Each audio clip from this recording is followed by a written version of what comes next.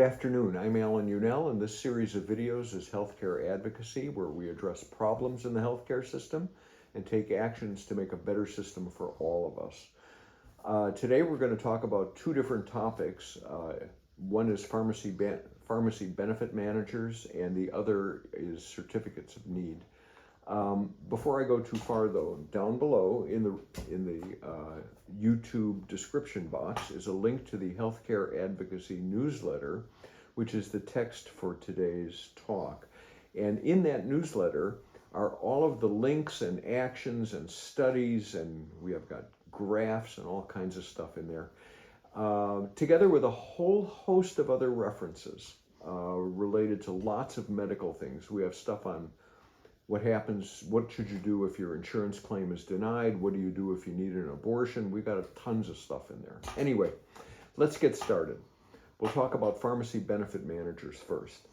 This week, today is February 7th of 2024, a panel in the U.S. House of Representatives, just a panel, passed a bipartisan bill to ban drug middlemen from charging fees that are based on drug list prices.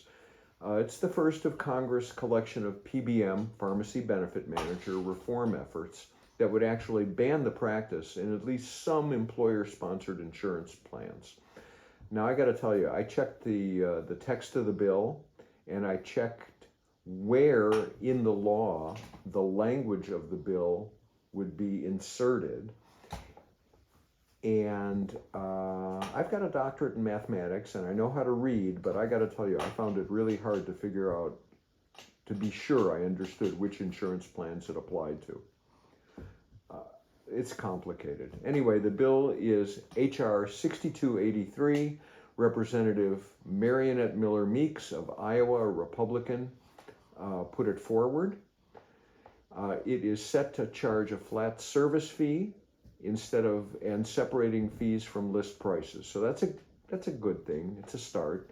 The bill would also ban the PBM practice, which is called spread pricing, which is a nice way of saying how the PBMs are cheating. What they do is they charge insurance plans more for a drug than they pay the pharmacy, which is just charming. It would also prohibit pharmacy benefit managers from steering patients to pharmacies that are affiliated with them. That is, by offering benefits only at certain pharmacies, which they do now. So it's a start, but it's not the right answer. The right answer is universal health care, and here's why.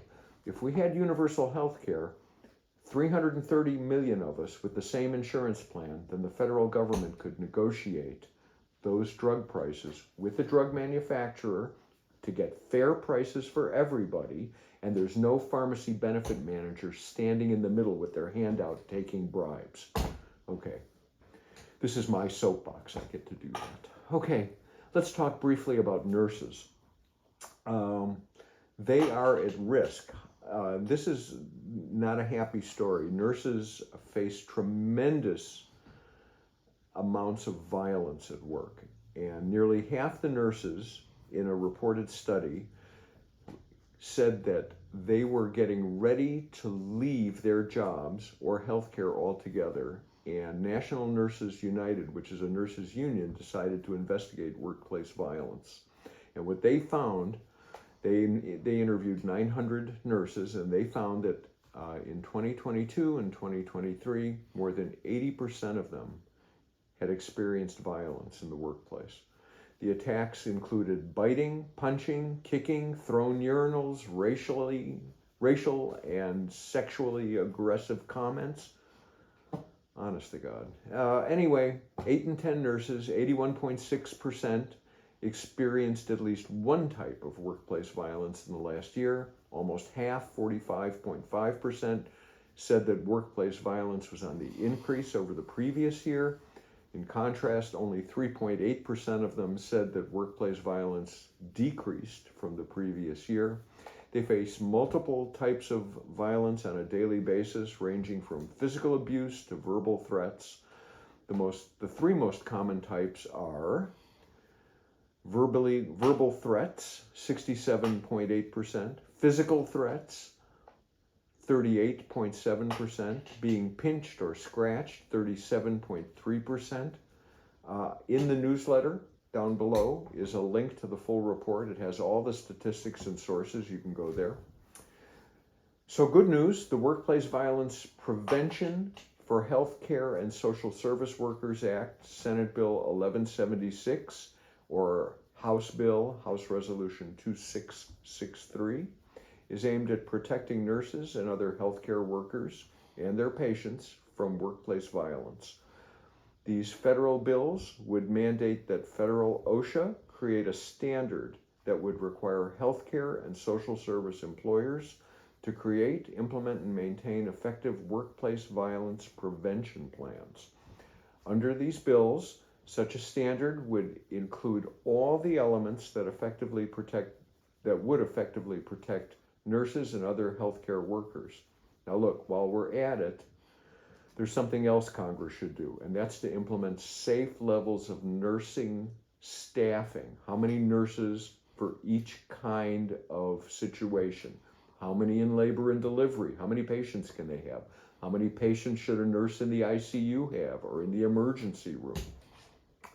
Well, good news, there is a bill in Congress. It's called the Nurse Staffing Standards for Hospital Patient Safety and Quality Care Act of 2023. It's Senate Bill 1113 or HR 2530.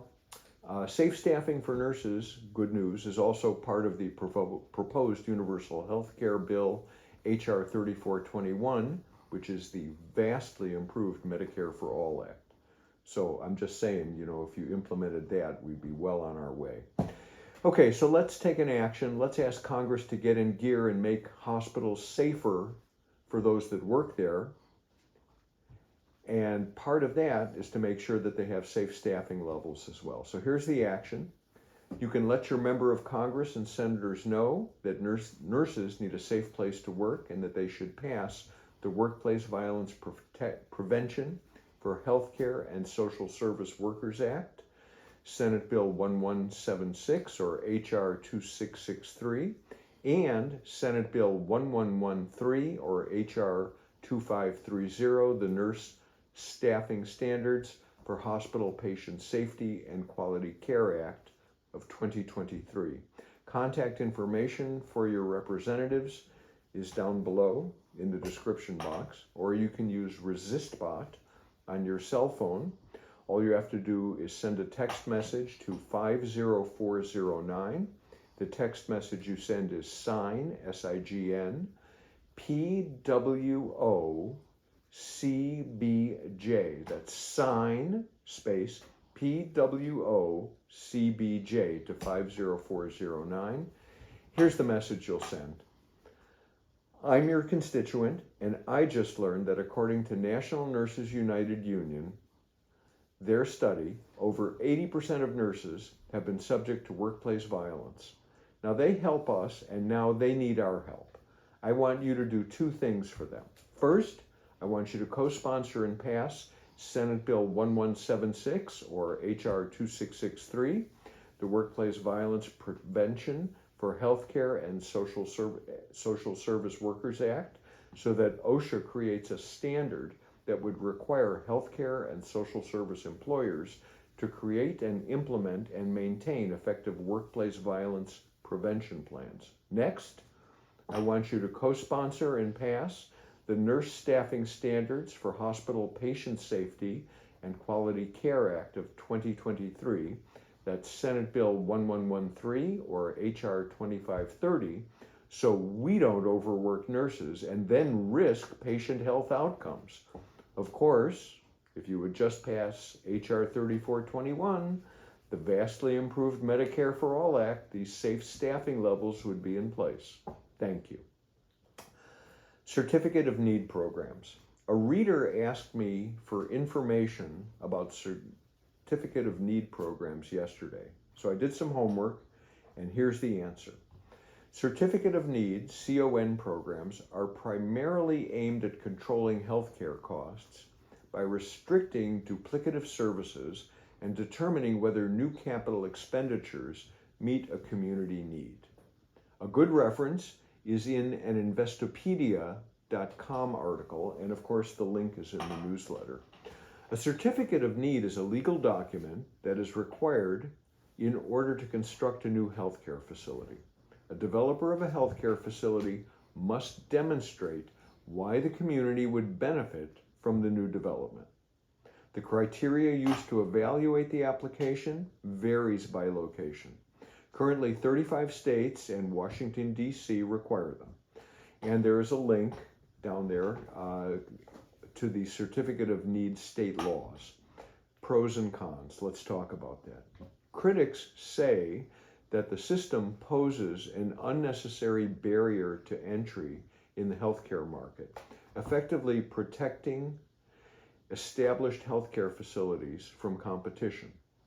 The earliest such laws appeared in the mid-1960s, with New York adopting the first such statute in 1964.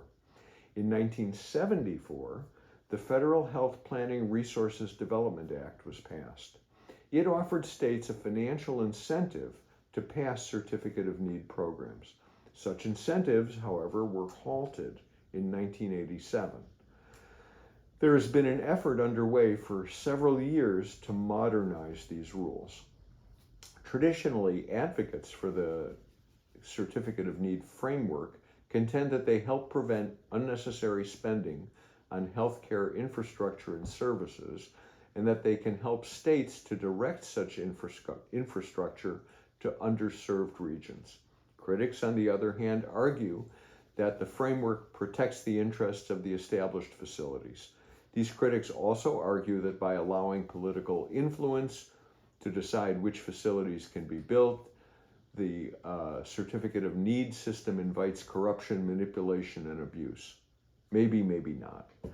In 2023, Connecticut, North Carolina, Virginia, Washington, and West Virginia all modified their Certificate of Need programs in wildly different ways. For example, Washington exempted Certificate of Need review for kidney disease centers during temporary emergency situations, and West Virginia exempted birthing centers from Certificate of Need review. You can sort of see if they want more of these facilities in place, then they say you don't have to go through this review. Anyway, there is a link to the National Conference of State Legislatures site that's included in the newsletter. It's actually a pretty cool, if you're interested in this subject, it's a pretty cool link, because if you go there, you'll see a map of the United States, and you can see which states have them and which states don't. But down below, they list each state, all the states in alphabetical order, and if you click on a state, you can see what the current status is, what's required, and what's projected for each state. For instance, I did it for my state, which is Washington. There is now an exemption for psychiatric hospitals. Woohoo, I guess we need more. In Washington, Certificate of Needs do apply to hospitals and hospices. Now, as a brief aside, let me point out that's not necessarily a bad idea for hospices, because that's an area that is just rife with fraud. And I have a link to another article I've written about hospices, and if you go there, you can see it is a tremendous area where people are bilking the federal government. Okay, anyway, I've also discovered that in Washington, there are currently, in the legislature right now in session, 19 bills proposed addressing Certificate of Need. One of them happens to be House Bill 2128 that wants to modernize the program, and it would authorize a commission to determine the effect of such programs in the state. And there's a link I included also in the newsletter to the health department's Certificate of Need program, so you can just sort of see how they administer it. That's pretty much what I have for you. Take the actions, please. They're really important. Down below, you can like, share, and subscribe. You can also, if you go to Healthcare Advocacy, you can get a free subscription to the Healthcare Advocacy newsletter, have it delivered to your inbox every day. You can also send me comments, either in the comment section or to healthcareadvocacy1@gmail.com. More tomorrow.